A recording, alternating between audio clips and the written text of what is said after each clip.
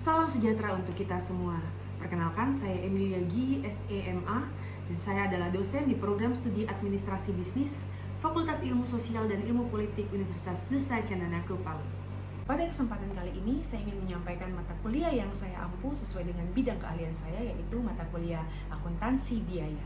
Mata kuliah ini ditujukan kepada mahasiswa semester 4 dengan kode mata kuliah SPBIS 14322 berbobot 3 SKS. Diselenggarakan dalam 16 kali pertemuan tatap muka dengan rincian 14 kali pertemuan materi dan 2 kali pertemuan masing-masing ujian tengah semester dan ujian akhir semester. Mata kuliah ini membahas tentang konsep dasar akuntansi biaya, pengertian biaya, berbagai metode penentuan harga pokok, sistem biaya taksiran, dan juga sistem biaya standar. Adapun CPL pada mata kuliah ini telah tertuang di dalam RPS yang sudah diunggah di LMS Udana yang dapat diakses oleh mahasiswa. Adapun CPMK akuntansi biaya, yang pertama adalah mampu memahami dan menjelaskan konsep akuntansi biaya pengertian biaya, mampu menganalisis konsep metode harga pokok pesanan dan menyusun laporan harga pokok produksi pada perusahaan manufaktur. Yang ketiga, mampu menganalisis konsep metode harga pokok proses dan menyusun laporan harga pokok produksi pada perusahaan manufaktur dengan metode harga pokok proses. Yang keempat, mampu menganalisis BOP yang ditentukan di muka dan analisis selisih BOP. Yang kelima, mampu menganalisis BOP untuk perusahaan yang memiliki beberapa departemen. Yang keenam, mampu menentukan harga pokok bahan baku, tenaga kerja, dan biaya overhead pabrik yang digunakan dalam produksi. Yang ketujuh, mampu menganalisis biaya produk bersama dan sampingan dan menentukan harga pokok produk bersama dan sampingan. Yang kedelapan adalah mampu menganalisis biaya standar serta menentukan biaya produksi yang ditentukan di muka. Salah satu metode pembelajaran yang digunakan adalah studi kasus, dan referensi yang kami gunakan adalah buku dari Mulyadi dan juga Supriyono yang menjadi acuan dalam pengajaran akuntansi biaya. Berikut video pembelajaran mata kuliah akuntansi pada materi pertemuan ke-14 yaitu sistem biaya standar. Selamat pagi adik-adik sekalian. Semuanya semangat hari ini untuk mengikuti kuliah? Semangat. Sebelum kita mulai kuliah kita berdoa ya menurut kepercayaan kita masing-masing. Berdoa mulai. Berdoa selesai. Oke, hari ini kita pertemuan yang ke-14 ya, materi kita terkait dengan standar costing. Dalam mata kuliah ini, tentunya kita akan mau mencapai CPL Kodi. Yang ini yang sudah ada di RPS yang bisa kalian download di admin kita, LMS kita, bisa kita lihat. Dan CPMK dari pertemuan kita hari ini adalah mahasiswa adik-adik sekalian ini mampu menganalisis biaya standar serta menentukan biaya produksi yang ditentukan di muka. Dan standar costing ini, materi ini akan berjalan selama 2 kali pertemuan, minggu ini dan juga minggu depan, minggu yang terakhir. Dan sub CPMK dari pertemuan kita hari ini ada 3, yaitu adik-adik bisa menjelaskan konsep dasar dan pengertian sistem biaya standar, bisa menentukan biaya standar, dan bisa menganalisis biaya produksi dan perlakuan akuntansi terhadap selisihnya atau yang biasa disebut dengan harian. Nah, apa itu biaya standar? Biaya standar itu biaya yang telah ditetapkan sebelumnya. Kata kuncinya ini, predetermined cost untuk suatu unit produk atau sejumlah tertentu produk yang berlaku dalam kurun waktu tertentu. Jadi itu merupakan suatu estimasi yang sudah dibuat oleh perusahaan sebelumnya. Jadi kalau kita lihat kata estimasi, kita lihat kata anggaran, nah itu yang dinamakan dengan biaya standar yang telah ditetapkan tarifnya terlebih dahulu. Oke, dalam biaya standar ini ada 2 komponen ya. 2 komponen, yaitu yang pertama standar fisik dan juga standar harga. Ini kata Carter dalam bukunya. Biaya standar fisik atau kuantitas dan juga standar harga ini misalnya kalau misalnya kita mau melihat total biaya bahan baku yang kita pakai, itu hanya ada 2. Yang pertama yaitu kuantitasnya berapa dan juga harganya berapa. Begitu pula juga dengan tenaga kerja langsung, kita hanya akan melihat kuantitasnya, mungkin jam kerjanya berapa, biaya kerjanya berapa. Ya. Nah, next. Oke, sistem biaya standar itu digunakan untuk apa sih? Digunakan untuk misalnya pada proses costing dan juga job order costing yang sebelumnya sudah kita ketahui bersama. Terus digunakan pada perusahaan yang teknologi SOP-nya telah mapan. Berikutnya juga digunakan dalam penyusunan, perencanaan, dan pengendalian kegiatan. Yang berikutnya adalah untuk menyajikan dampak yang mungkin terjadi dalam keputusan atas biaya dan profit. Oke. Kegunaan biaya standar itu adalah untuk penyusunan anggaran. Juga sebagai motivasi kepada karyawan. Kenapa? Misalnya pada departemen misalnya bagian pembelian ya. Di sini para karyawan yang bekerja di bagian pembelian, mereka dikasih target. Bagaimana kalau misalnya kayu, kalau kita produksi kayu itu kalian beli dengan kualitas yang sama, tapi dengan harga yang lebih murah. Seperti itu. Dan jika misalnya mereka mendapatkan kayu yang kualitas sama dengan harga yang murah, mereka dikasih mungkin suatu reward gitu ya dari perusahaan. Dan itu juga salah satu penggunaan dari biaya standar. Terus penyederhanaan prosedur perhitungan biaya dan percepatan pelaporan biaya. Nah, kalau kita tahu sendiri bahwa perbedaan akuntansi manajemen dan akuntansi keuangan ya. Kalau akuntansi keuangan itu penggunanya itu adalah eksternal. Dan itu kita melihat dari histori transaksi yang sudah terjadi. Kalau misalnya akuntansi manajemen, jadi akuntansi biaya ini, akuntansi biaya itu kan menjadi bagian dalam akuntansi manajemen. Tahu ya semuanya ya perbedaannya. Jadi saat ini saat internal membutuhkan, dan kalau kalian tahu bahwa akuntansi manajemen itu penggunanya adalah internal ya. Kalau akuntansi keuangan penggunanya adalah eksternal. Sehingga kalau internal butuh sewaktu-waktu, kalau misalnya akuntansi keuangan outputnya adalah laporan keuangan, ya kan, laporan keuangan yang terdiri dari neraca, laba rugi, data laporan keuangan, perubahan modal, arus kas. Nah, itu kan oleh eksternal, dan itu dibuatnya itu ada periodenya, bisa per bulan, per bulan, per semester, per tahun. Nah, tapi kalau akuntansi manajemen itu sewaktu-waktu diminta oleh pihak manajemen untuk membuat keputusan dalam penentuan harga itu harus cepat, sehingga adanya biaya standar ini bisa mempercepat pelaporan biaya, sehingga membantu manajer untuk menentukan keputusan dalam penentuan harga ya. Terus untuk pembebanan biaya ke bahan baku, EP dan persediaan barang jadi, terus penyusunan kontrak lelang dan bentakan harga jual. Nah, itu semua yang menjadi penggunaan dari biaya standar. Nah, ada namanya standar dasar dan juga standar yang kita pakai sekarang. Standar dasar itu kita mengukur kinerja kita yang diharapkan dengan kinerja yang aktual. Kalau standar dasar ini adalah standar costing, ini standar aktual yang diharapkan, standar normal, dan standar teoritis. Untuk sampai di sini mungkin ada yang ingin bertanya. Silakan Alia. Terima kasih atas waktu yang sudah diberikan kepada saya. Jadi kan sebelumnya yang biasa kita dengar itu seperti job order costing, process costing, traditional costing, dan activity based costing. Jadi dengan adanya beberapa istilah yang ada saat ini, apakah ada perbedaan dari sebelumnya? Nah, pertanyaan yang menarik dari Alia ya. Alia, ini kan kita menemukan istilah yang baru lagi terkait dengan standar costing. Sebelumnya kalau kita pernah pelajari ya terkait dengan job order costing dan juga proses costing, itu satu paket. Nah, kalau kita bicara soal job order costing dan proses costing, itu kita berbicara soal apa sih? Kita berbicara soal bagaimana membebankan biaya kepada produk final kita. Bagaimana cara kita membebankan setiap biaya yang kita keluarkan terhadap produk final. Apa saja tuh yang di dalam bebankan biaya kemana saja? Pastinya ke DM, DL, ada material, direct labor, dan juga FOH. Nah, kalau yang tadi ada tradisional costing dan juga activity based costing. Nah, itu kata kuncinya cuma satu. Kita lihat hanya FOH dan apa kata kuncinya? Kata kuncinya itu adalah cost driver, pemicu biayanya.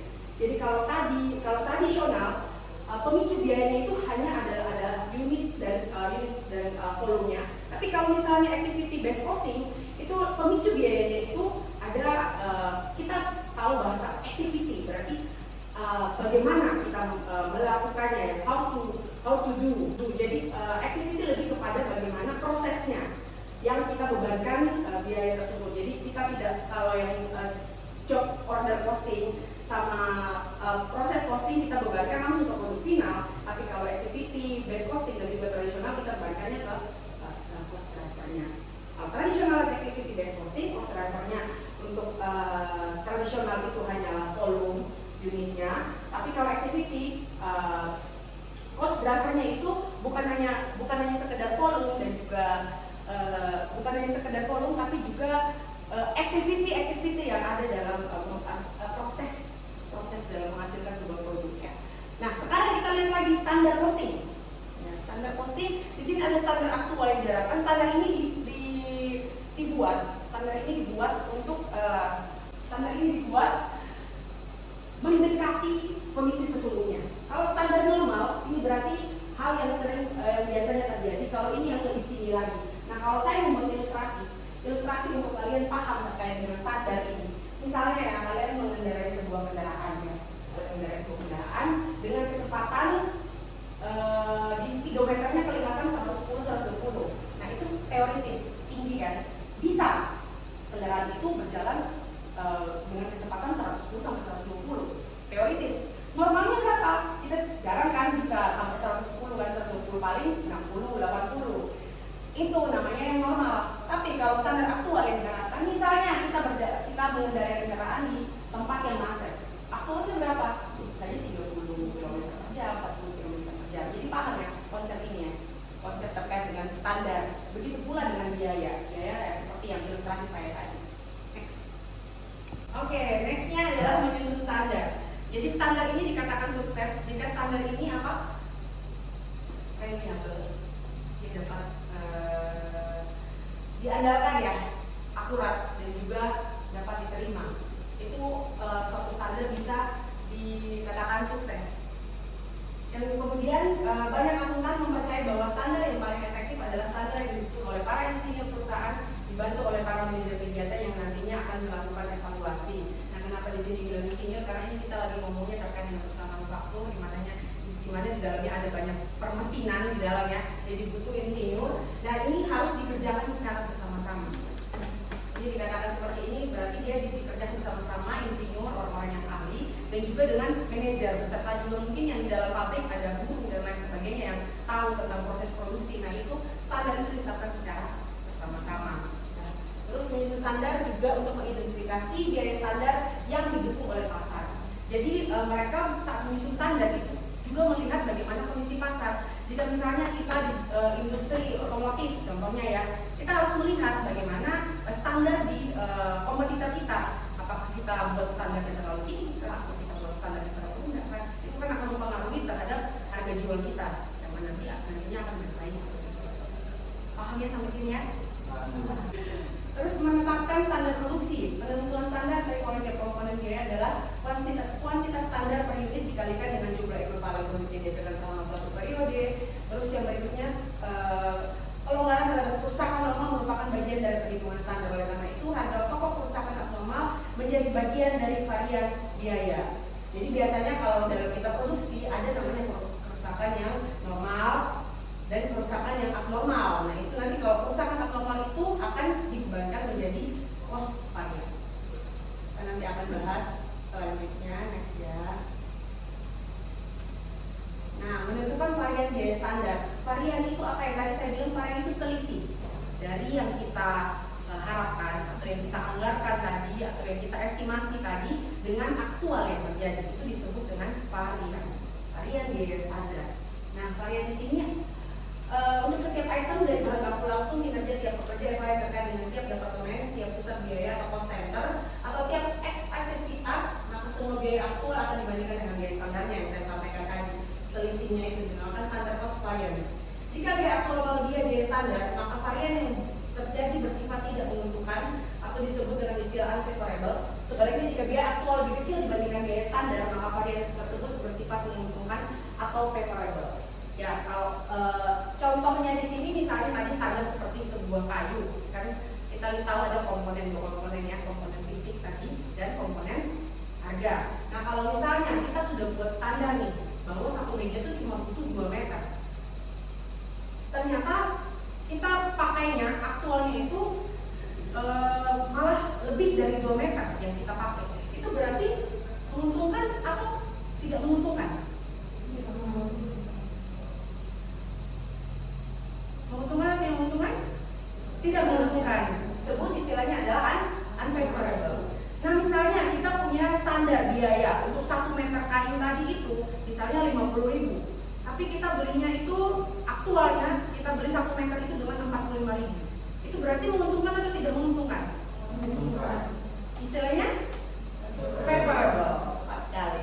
Oke, kita langsung ke varian ya. Ada varian bahan, ada 2 standar gaya bahan baku langsung. Yang pertama standar harga bahan, terus standar kuantitas bahan atau penggunaan bahan. Ada 2 di sini. Yang pertama, kenapa perlu adanya standar harga bahan? Mengawasi kinerja Departemen Pembelian dan mendeteksi pengaruhnya terhadap biaya bahan. Ini untuk sebagai pengendali tadi kan dari setiap departemen, sehingga perlu ada. Nanti bisa saja mereka beli dengan harga seenaknya mereka. Kayak misalnya kita di kampus ini kan juga ada standar harga.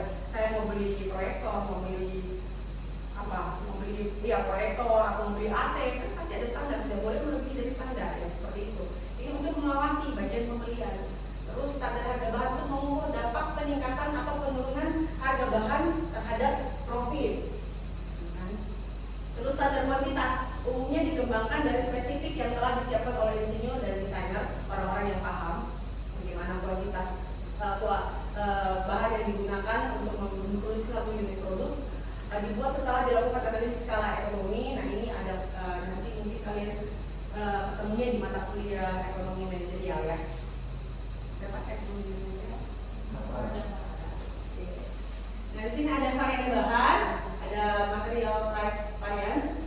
Material purchase variance ada terdiri dari 2, dan masing-masing 2 itu ada dibagi menjadi 2 lagi. Kalian akan lebih paham kalau misalnya sudah ada dengan contoh soalnya ya. Varian bahan, rumusnya adalah ini, varian harga pembelian bahan baku. Harga aktual dikurangi dengan harga standar dikali dengan pembelian aktual. Sekali lagi, harga aktual dikurangi dengan harga standar. Harga standar ini yang sudah ditetapkan di awal, tarif yang sudah ditetapkan di awal, dikali dengan pembelian aktual. Itu kita akan menemukan varian harga pembelian bahan baku. Varian tadi kalian tahu ya, selisihnya. Selisih apa yang diharapkan dengan apa yang sebenarnya terjadi. Tapi ini adalah varian harga pembelian bahan baku. Terus ada varian harga pemakaian. Beda ya, di sini pembelian, ini pemakaian. Jadi harga aktual dikurangi dengan harga standar dikali dengan pemakaian aktual. Oke, nextnya itu ada varian bahan terkait dengan varian persediaan bahan baku. Berarti persediaan pemakaian standarnya itu berapa, pembelian aktualnya itu berapa. Nah itu yang selisihnya itu yang kita mau cari, varian persediaan bahan baku. Jadi pembelian bahan aktual dikurangi pemakaian standar dikali dengan harga standar. Selanjutnya varian kuantitas bahan baku, pembelian aktual dikurangi dengan pemakaian standar dikali dengan harga aktual. Oke, yang contoh yang pertama ya. Dibeli 10.000 unit bahan baku A dengan harga $7,44. Standar harga bahan baku A adalah 7,50, maka kita mau mencari material purchase price variance. Kita lihat seperti umumnya tadi ya, kita jumlah pembelian aktualnya berapa? 10.000 unit. Udah, dikali dengan harga biayanya berapa? 7,44. Ini aktualnya. Pembelian aktualnya 10.000. Untuk standarnya berapa? Standar harga bahan bakunya adalah 7,50 ya, aktual dan standar. Ini kira-kira favorable atau unfavorable menurut kalian? Aktualnya 7,44, pembeliannya 7,50. Kita beli bahan baku favorable. Kenapa favorable? Karena dia menunjukkan bahan bakunya lebih murah daripada yang berbeda. Tepat sekali. Tepuk tangan buat teman kalian. Ya, favorable ya, menguntungkan. Karena apa? Karena kita belinya lebih rendah harganya ya dibandingkan dengan harga standar yang telah ditetapkan di awal. Nah, kalau misalnya sebenarnya untuk varian, kalau kita temukan varian, itu bukan malah menjawab sesuatu, tapi ini harus adanya pertanyaan lagi. Harus dievaluasi lagi berarti standarnya apakah ditetapkan itu terlalu tinggi atau terlalu rendah? Apakah harusnya standarnya itu sebenarnya 7,44 tapi diberikan standar 7,50? Nah, itu yang menjadi pertanyaan yang akan menjadi bahan evaluasi ya. Ini kita pakai rumus yang tadi, harga aktual kurang harga standar ya. Next, contoh yang kedua, kita mau cari material purchase usage variance. Bahan baku A digunakan sebanyak, ini kita mau lihat yang digunakannya, digunakan sebanyak 9.500 unit yang harga belinya adalah 7,44. Standar harga bahan baku A adalah 7,50. Maka material purchase business variance-nya adalah pembelian aktual, kuantitasnya berapa? 9.500 dikali dengan harganya 7,44. Untuk standarnya sendiri pembeliannya 9.500, harganya adalah 7,50. Ini apa? Favorable atau unfavorable? Yang digunakan 9.500, yang dibeli 9.500. Yang digunakan 9.500 dengan harga 7,4. Standar harga yang ditetapkan adalah 7,50. Selisihnya adalah 570. Ini favorable atau unfavorable? Menguntungkan tidak? Yang keras tuh menguntungkan tidak? Menguntungkan. Istilahnya adalah favorable ya. Iya menguntungkan ya. Kan harganya juga harga aktualnya itu satu juga lebih rendah dibandingkan dengan harga standar. Tapi kalau untuk kita mau melihat varian dari penggunaannya, itu selisihnya ada yang beda ya dengan yang tadi ya, dengan pembelian tadi.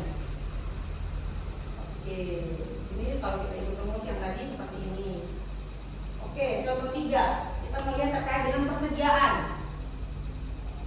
Dibeli 10.000 unit bahan baku.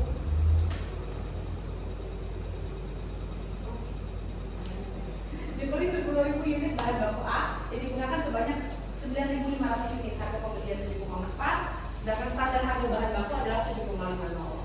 Masih yang sama. Ini gimana nih? Favorable atau unfavorable? Pembelian aktual 10.000, pemakaian aktual 9.500. Biayanya kita pakai biaya yang sama, yaitu biaya standar. Nah, kita mau ngomong soal persediaan. Berarti apa nih? Unfavorable atau unfavorable? Kenapa unfavorable? Pembelian lebih banyak daripada pemakaian. Ya, kita belinya kebanyakan ya istilahnya ya. Unfavorable. Tepuk tangan buat kalian semua. Ya, baik. Biar kalian lebih paham, silakan mengerjakan soal ini sesuai dengan rumus yang tadi sudah kita lihat bersama. Silakan dikerjakan. Saya kasih waktu 5 menit untuk mengerjakan.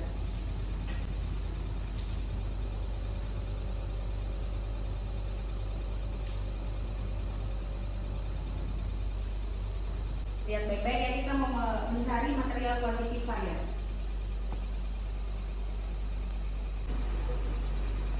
Diperhatikan dibeli 10.000 unit bahan baku A yang digunakan sebanyak 9.500 unit.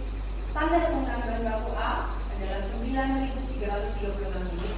Harga pembeliannya 7,44, sedangkan standar harga bahan baku A adalah 7,50. Maka material quantitative variance-nya adalah, ada yang sudah? Baik Alex, silakan mengerjakan di depan. Yang lainnya bisa diperhatikan ya bersama.